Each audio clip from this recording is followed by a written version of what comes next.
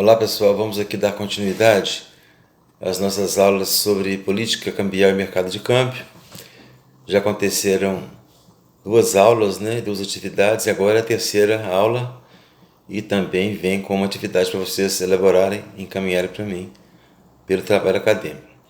Nós já falamos sobre mercado de câmbio, participantes, funções do mercado de câmbio, e taxas de câmbio, e antes de taxas de câmbio falei sobre regimes cambiais. Ficou faltando falar para vocês sobre formação da taxa de câmbio.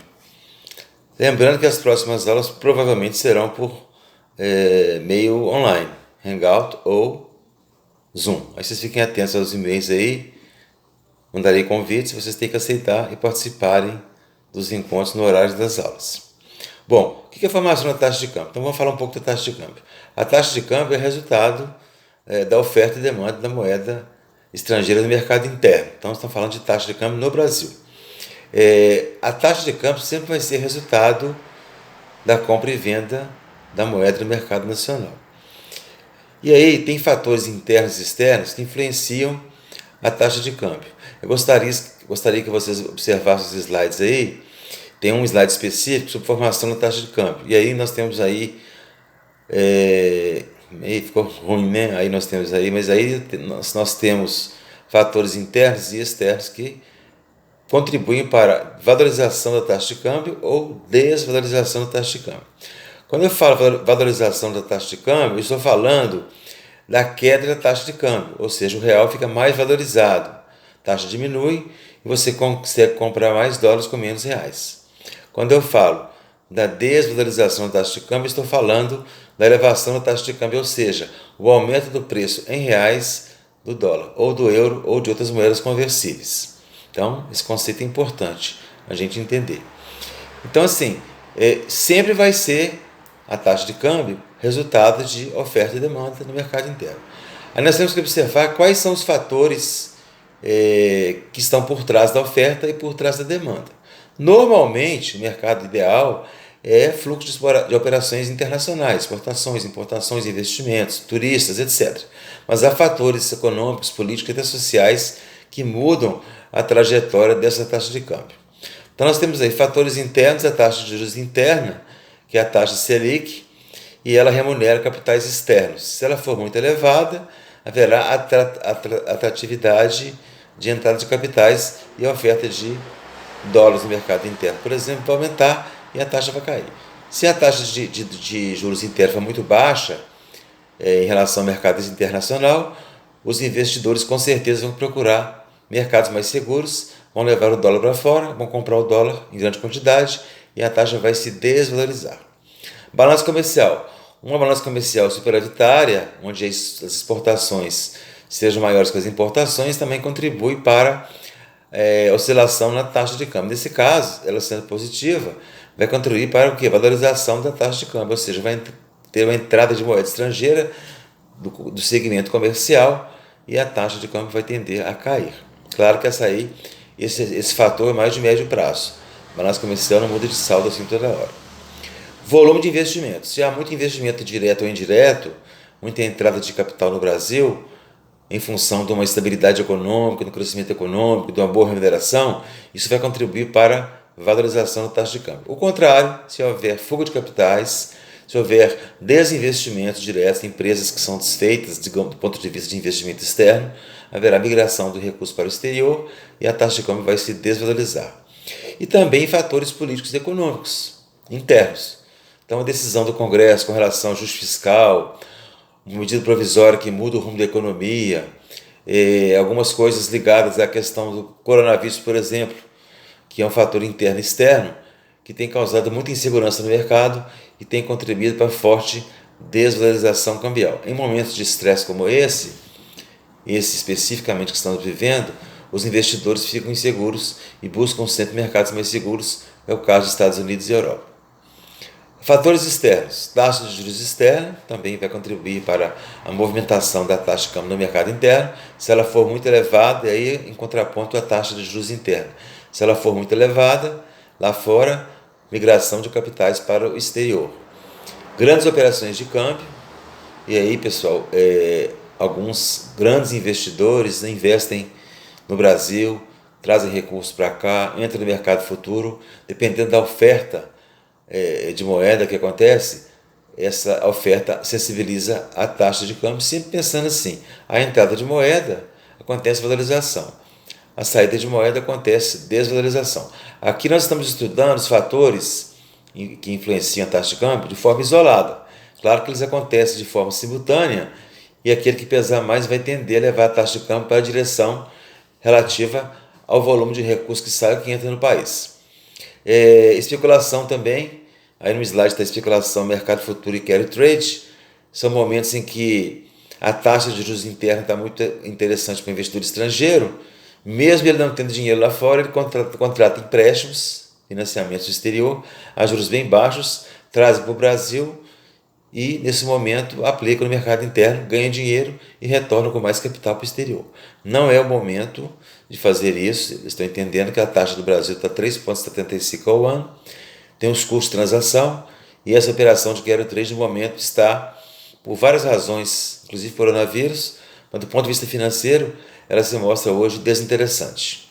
E também fatores políticos e econômicos externos, eleição nos Estados Unidos, eleição na Europa, a questão do coronavírus no exterior, alguma medida no exterior que vai trazer impacto no mercado interno, tudo isso tem a ver com a formação da taxa de câmbio. O Banco Central do Brasil trabalha intervindo, né, pessoal? Se a taxa de câmbio se desloca para um patamar indesejado para a economia, ele vai intervir. Nós já vimos lá em regimes de câmbio que nosso regime de câmbio é flutuante. Flutuante surge entre aspas, ou seja, pela regra, né, pela lógica do mercado de câmbio flutuante, a taxa de câmbio deveria flutuar livremente, ou seja, sempre resultado de oferta e demanda. Mas esta oferta e demanda, às vezes, elas são alteradas por fatores fora do controle do Banco Central. Pode haver muita especulação, pode haver a necessidade do Banco Central comprar moeda estrangeira para fortalecer as reservas cambiais. Então ele intervém. No fundo, o Banco Central sabe de uma taxa de câmbio que interessa a economia. Uma taxa de câmbio muito elevada pode favorecer exportadores, mas pode prejudicar importadores. Pode prejudicar o país no sentido de que o custo da dívida externa fica muito maior quando a taxa de câmbio está muito desvalorizada. O contrário também, uma taxa muito valorizada pode trazer uma elevação das importações e trazer desequilíbrios nas nossas reservas cambiais. As intervenções do Banco Central, elas são feitas de três formas. Oferta de moeda estrangeira no mercado de balcão, que chamamos de câmbio à vista, ou então compra de moeda estrangeira do balcão, mercado à vista também. Então o Banco Central vai comprar e vender usando as reservas cambiais, moeda no balcão para normalizar a taxa de câmbio. Então o dólar está subindo muito, o Banco Central vende moeda a um preço menor, o mercado acaba se ajustando porque os bancos têm concorrentes, estão negociando moedas e eles acabam comprando moeda do Banco Central ou vendendo para ele, dando um rumo para o mercado. Swaps cambiais, que é um instrumento muito conhecido, o Banco Central, ao invés de vender moeda no balcão, no mercado à vista, ele vende contratos. Por exemplo, eu sou importador, tenho que pagar $1 milhão daqui a 30 dias. Estou preocupado com a taxa de câmbio. Ela está 5,04 hoje, pode estar 6 daqui a um mês. É uma preocupação. Eu vou no mercado de câmbio, compro um swap cambial. Ou seja, o Banco Central, e aí a operação é feita por meio de bancos, me garante uma taxa de câmbio lá na frente. E aí eu saio do mercado à vista, eu desisto de fazer operações no mercado à vista e a gente fazendo isso, a gente reduz a pressão sobre a compra de dólar e a taxa cai. Então o swap cambial é um contrato futuro no qual o Banco Central vende a uma taxa pré-fixada a moeda estrangeira a um preço assegurado do futuro. E por último, leilões de linha de crédito, que pode ser que venha acontecer agora. Quando há falta de recursos do mercado, o Banco Central oferece linhas de crédito para os bancos com recompra. Ele oferece as linhas de crédito, um empréstimo, depois os bancos têm que devolver o dinheiro para ele mediante pagamento de juros. E aí, por último, nós temos algumas relações, né, entre a taxa de câmbio e alguns índices econômicos. Então, o Banco Central sempre acompanha a taxa de câmbio porque ela é um fator preponderante na formação dos preços internos. Nós temos aí uma boa parte da economia brasileira de importados. Se a taxa de câmbio está muito desvalorizada, certamente os empresários vão repassar para o mercado interno os preços da variação cambial. Então o Banco Central está sempre preocupado com a taxa de câmbio em função dessa variável macroeconômica, a taxa de inflação. A taxa de juros interna também tem impacto na taxa de câmbio, ou seja, se ela está muito elevada, a atração de capitais e a taxa pode se reduzir. Se a taxa está muito baixa, como agora, o dólar sai e a taxa se desvaloriza. A balança comercial também, o saldo dela sendo positivo ou negativo, vai dar o sinal inverso aí, no caso da taxa de câmbio. E saldo em conta corrente do balanço de pagamentos, que é o resumo das transações comerciais do país, transações de serviços, remessas, viagem, turismo, todas aquelas atividades realizadas em moeda estrangeira pelo país, deve ter um saldo positivo ou um saldo negativo que não comprometa a economia.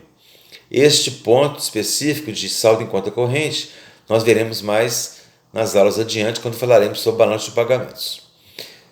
Então, pessoal, com relação à formação da taxa de câmbio, o que eu tenho para dizer para vocês, sinteticamente, é um processo que acontece todos os dias. O mercado abre 9, 10 da manhã com a taxa de dia de ontem, observa os movimentos, os bancos conversam entre si, e os fatores que eu falei com vocês, internos e externos, vão acontecendo simultaneamente. Resultado desses fatores é a oscilação na taxa de câmbio, e o Banco Central vai intervir se achar que deve, ou não intervir se achar que não deve. Então, reforçando, apesar do nosso mercado de câmbio ser flutuante, na verdade ele é um mercado de câmbio flutuante sujo, onde o Banco Central intervém para colocar a taxa de câmbio num patamar desejável para a economia. Ok? Na próxima aula, nós vamos desenvolver uma atividade sobre formação de taxa de câmbio e nós vamos trabalhar com um artigo do Estado de São Paulo. Depois traremos uma realidade de 2009 para 2020, para vocês entenderem o processo de formação da taxa de câmbio. Ok? Muito obrigado por tudo. Qualquer dúvida, estou aqui no marcilio.fmec.br.